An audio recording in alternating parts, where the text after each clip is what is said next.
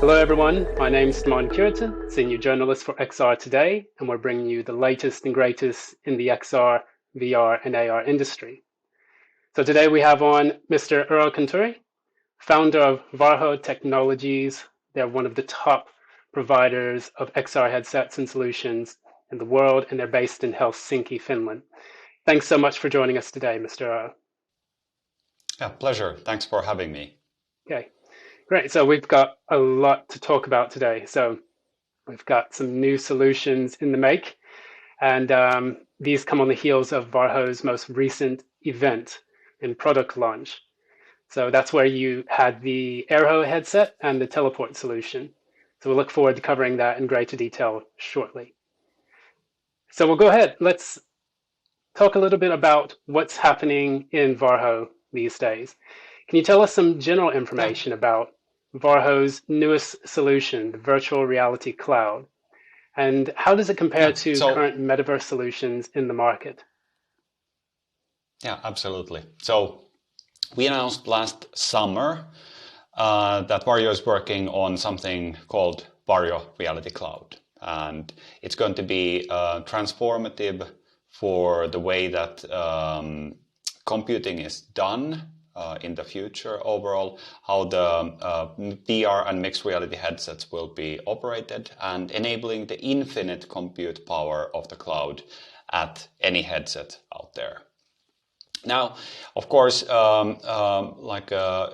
talking is talking and showing is showing. So this is the moment, roughly half a year after the cloud announcement, that we are showcasing that our alpha customers have been using now for a couple of months the Varjo's Reality Cloud and its fantastic compute and streaming capability. And one of those is Rivian, world-renowned electric car maker. And they have been nice enough to go public how fantastically transformative this service is for them already at this stage. I mean, the reality is that when you're participating in any kind of alpha, whether you are a consumer or whether you're a company, it's typically always associated with some surprises, some glitches. That's why we do them, so that when you actually then go out with the service in full speed, then it's actually fixing those issues. And when you participate as an alpha customer, it's a great way to basically push for your new request. I would really want this to be done. This should be done differently, and so forth. We're very willing to listen, especially at that stage, and make modifications. So there is you lose a little bit of your time and sometimes patience by being an early access partner, but then again, you do gain a lot as well. Not only in the way that services are customized, but then of course also in the way that you're able to move faster than anybody else. And Varjo Reality Cloud is now able to basically run any PC VR application in the cloud with fully customizable server infrastructure. So you can basically customize. I want to have 4 GPUs. I want to have 100 CPUs. I want to have a terabyte of RAM immediately at my disposal for this one session. All of those kind of things can be customized super easily. And then what we have now been doing with some of these alpha partners is optimizing the experience for their particular use cases. And now, for example, for Rivian, we have been working together with Autodesk, who is one of our longest term partners, in making it so that when you, as a designer, you have been working on a model, you would want to hear feedback from somebody of your peers or managers. You can send them just a link to the Varjo Reality Cloud. Please look at this model. I've set everything up in VRED. I'm going to be there myself at 4 p.m. So then when they click the link, the connection is made from your computer to the cloud. The model is there waiting because it has been fully prepared. No hassle whatsoever on that one. We are able to simplify the license management of even the highest end of softwares like Autodesk VRED, so that the user really doesn't need to care at all about installing that software or managing the licenses. Just for reference, the Autodesk VRED is used by pretty much all automotive companies in their design processes. A single seat costs over $20,000 and it comes with annual subscription of 6K a year. So we're talking about like the highest possible end of software. And it does give a fantastic quality results, fully photorealistic, the perfect thing for the automotive designers. But then, of course, it also demands a lot from the computer it's running on. And here, of course, hence the cloud provides a really nice and scalable solution and enables you to have on-demand access. Anyway, so back to sending that link. When the manager clicks on the link, it sets up the connection. The cloud is going to be rendering that car instantly. The collaborative mode is instantly set up, so you see your colleague, the designer who was actually asking you to give your feedback. You can start collaborating, discussing, annotating, making notes, and you remove all of the friction of this whole process with the cloud operation. And then you have that infinite cloud at the disposal whenever it's needed. You don't need to be waiting for like when could the manager get that VR computer, which could easily be months in this today's world of limited access to silicon and high-end GPUs. But now, of course, with a solution like this, that can be instantly done, and you have much more wide variety of PCs that you can connect a headset like Varjo's to get that human eye resolution, perfect image fidelity from. So I suppose like the scalability of the cloud, better than local image fidelity due to that scalable infrastructure, and turnkey solution that really removes the friction from using the high-end applications. So that's I suppose the state of the Reality Cloud today. Of course, as you mentioned, we have been talking a lot about teleport as well. It's one of those things that we are like super excitedly working on at the moment. But today we're going to be focusing on this compute and transport capability of the Varjo Reality Cloud, so that you get that human eye resolution video stream to the headset at 30 megabits per second. Which is again one of those other aspects that this really is possible to run on like a real computer networks and inside real corporations networks that don't always provide like an infinite bandwidth to everybody demanding it. So 30 megabits is certainly now a realistic range where it's functioning even on wireless LAN connections. No, it's a brilliant solution, and I remember a lot of companies are working with edge computing and cloud computing to make it pretty much, a thing of the past to worry about a lot of expensive equipment to make these solutions a reality. And speaking, I guess, a bit further about that, we could ask maybe about some of the more technical specifications behind the VR cloud solution. Which of these tools do you think that have been included in the solution could be a stepping stone to greater metaverse innovations in the near future?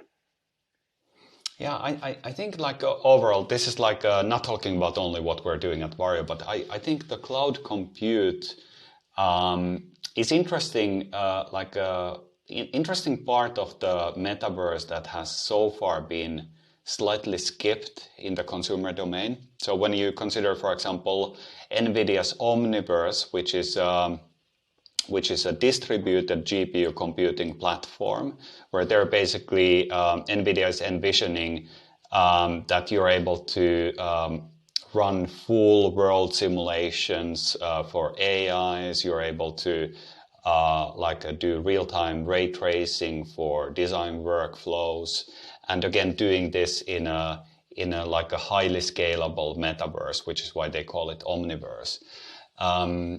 it's one of the things that is also possible to be seen in the consumer domain.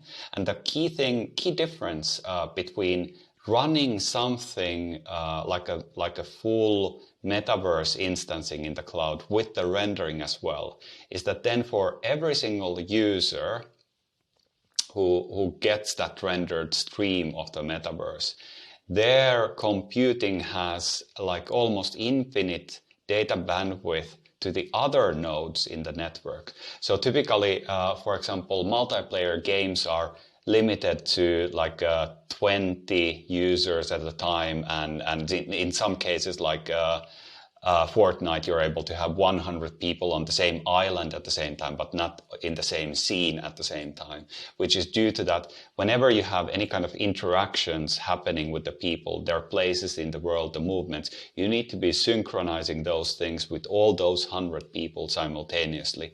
And it actually becomes like a latency and a network bandwidth issue on scaling that beyond those like a few tens of people. Now, this is not the case when all of the rendering machines are actually in the cloud. They're not limited to like 100 megabits per second, like typically our household connections might be, especially the upload stream.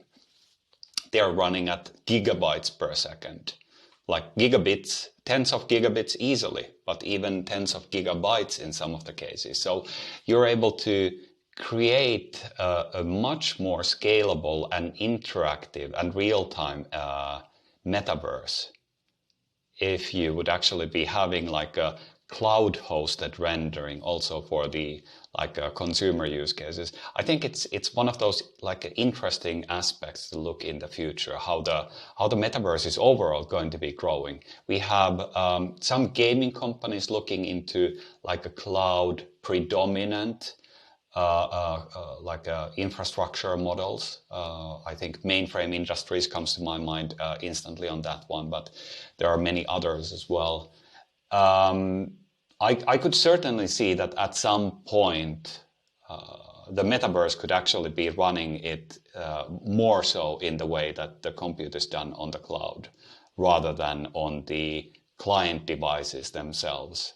But hey, who knows? It's like a new domain, and anything could happen. But it's certainly one of the things that keeps my imagination going light speed always. Yeah, absolutely.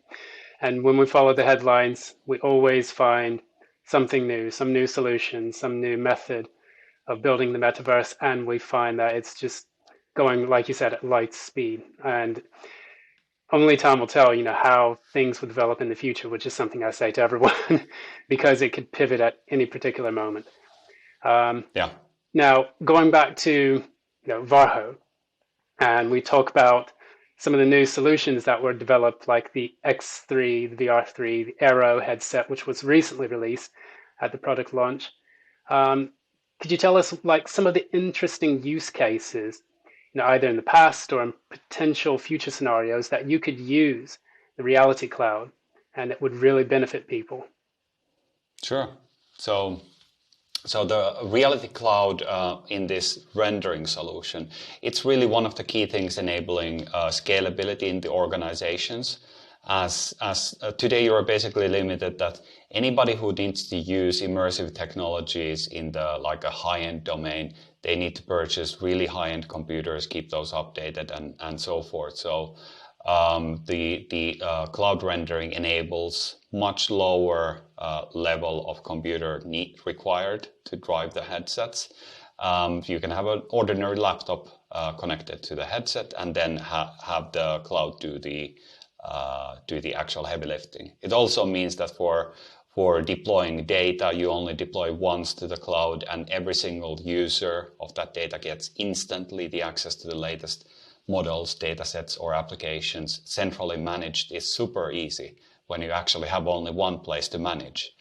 And we think it's one of those key enablers for companies to scale the use of immersive technology, because it removes those barriers that typically have been hindering the expansion into the immersive technologies. So we think that's the domain where we are hitting the most. But then as an like a ordinary person, it's going to be you like the biggest values are similar ones as you would be getting from services like GeForce Now. So again, you don't need to purchase the latest PC. You will always have the latest PC. Whenever NVIDIA launches a new generation of GPUs, it gets updated into the clouds, and then you have the option to choose the old generation or the new generation of GPUs. And again, all the time you're running on the latest stuff with no additional expense, no worry about how do you sell that old computer to somebody else or anything like that. So always running on latest and greatest and having access to fully scalable architectures. We are not offering the Varjo Reality Cloud to consumers. So we're focusing on the professional workflows and for companies for now. So that's also one of the reasons why we don't yet talk about that much about the consumer cases. Gotcha. And yeah, moving into, I guess going back to the metaverse, we jump back into that topic because I guess you hear it so often across news, media, different products that are being launched as of late. And I wanted to get maybe your company's take on what the metaverse will be, what it will look like, I guess, over the next coming years. And how do you think companies can work together to realize its full potential? Yeah, it's a pretty deep question for sure. But I do see that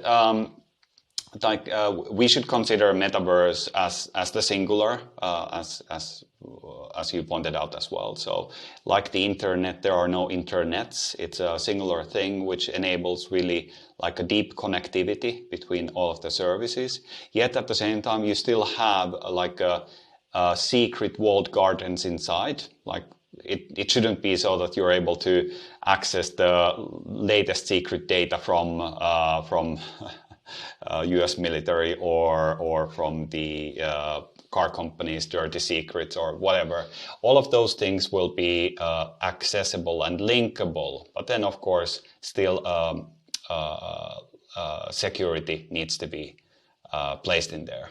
I do see that this also leads into a very similar thing as what we have with the internet overall today. So you have multiple different types of client applications that are able to access the data which is hosted in the internet. It's going to be the same thing with the metaverse as well. The important point is to get to a similar type of standardization of access to the data as what we have, for example, with the web browsers today. So being able to always access the data with something like a web browser, but then also sometimes having the need to have something more specific, more tailor-made, more optimized way of utilizing that same data. And of course, like again, when you consider cloud rendering, it's again super interesting that now the client itself doesn't need to that much care about what kind of application is running. You can have thin client like a web browser able to access any kind of content, any type of application running in the actual cloud infrastructure. And again, keeping everything fully connected. So I think that's like the overall architecture that I would see happening. Of course, you will have certain bubbles in there, like a Facebook is doing great with the like Facebook service of keeping people in that walled garden, even though the internet and the web, it's part of that one and it links to other sites as well because of people post and Insta news as well. So I do think that we're going to be seeing a lot of similarity to the actual web use overall in the future, and more of our lives will be moving into this fully digital world of the metaverse as opposed to only existing in the real world. Nice. I guess, we could go on for ages about it because there's just so much going on. I want to know though, did you have anything else that you'd like to add either about Varjo or additional thoughts about the metaverse or things taking place, some trends maybe that you've been noticing in the headlines these days? Yeah, of course. Like Varjo is a now 5-year-old company. We've been all the time focusing purely in the B2B and transforming the way that people train and the way that people design the future. And we see us as enabling companies really to transform their agile techniques of training and designing into the like a new generation of doing things. And like since maybe 3 years back when we launched our first human eye resolution product, it started this transformation. And when we look back at that stage, we were basically first kicking off the like a design sector really fast, transforming from doing physical world mock-ups into doing design reviews only in the virtual domain. COVID, by the way, accelerated this one tremendously in the bigger corporations. Our biggest customer at the moment is a consumer electronics giant. So again, like at there, like pretty much every single designer uses our headsets because that allows them to move faster and operate in this completely hybrid way of working effectively. Simultaneously, we've been transforming the like a way that, for example, aviation is doing training, replacing the means to use like a full dome simulators that cost millions of dollars each, and which are, of course, again, as a consequence, really difficult to actually get time access to because they are expensive. There are not that many of them for any kind of organization available at any given time, and transforming the pilot training to the virtual domain, which is obviously less expensive, which means also that you can spend more time training. The interesting thing that started happening like 2 years back gradually was that it started changing from training pilots how to fly to pilots learning how to fly their next mission in the like airspace, for example, Air Force domain. And now the transformation is really happening super strong on let's not even go and fly a plane. Let's only do it in the virtual. And this gives you suddenly much better access that you can have 20 people participating on that particular mission scenario or like hundreds of people as needed. As like let me give you an example. If you go to an F-35 plane, you start flying it, it costs 15,000 an hour to fly it. So it's like a couple of months of pay for a lot of people for just 1 hour of flight. And it's polluting more than a civilian airplane with over 300 people on board. So again, once you start actually getting into that transformation level that we see, especially defense industry moving now, and replacing completely the old ways of doing and the physical world actions, and seeing then that, hey, we can actually do much more and much better when we do it only in the virtual domain. That's the transformative portion. And that's certainly something that we're seeing happening now in the defense space fast, but also in the civilian aviation side. So various headsets were qualified by European Aviation Safety Agency, basically equivalent to a FAA, for basically you're getting full credits the same way as if you would actually be flying on a plane. If you wear a Varjo headset and use VRM's motion platform simulation system, it's simulating it so well that you get the same credits as if you were actually flying. And again, it's fantastic to see also this regulatory side moving really fast. I mean, in all honesty, I was expecting that to happen in a couple of years, not like this year, not last year, but a couple of years ahead. So super happy with that move. And now what's happening is that we're having similar conversation in the civilian aviation side. That how about, could we actually have it so that every single commercial pilot in the world would have a VR headset? and they would be doing much more regular training, like not only once a year, which is currently the way that every single pilot who is running commercial, they need to go for like 1 day of training flying on a simulator, which means typically that for that day you're flooded with all sort of dangerous conditions. So the engine is on fire, there is always a thunderstorm happening around you, and those kind of things. So like trying to keep the pilots in shape when or if a real accident would happen, they would be prepared. So, but that's only, like, realistically, that's happening once a year for the pilots. So how could we change keeping pilots all the time on their toes if we could actually get them to do much more regular interval training? And again, I think, again, we're seeing that technology enabled some of the things to be done completely differently. And that's super exciting and motivating, at least for me. Yeah, it's a lovely technology, and I think actually increase not just the safety but the precision of the aviation industry. From what I had seen from the product launch, it's just something I think pilots will be able to use for years to come.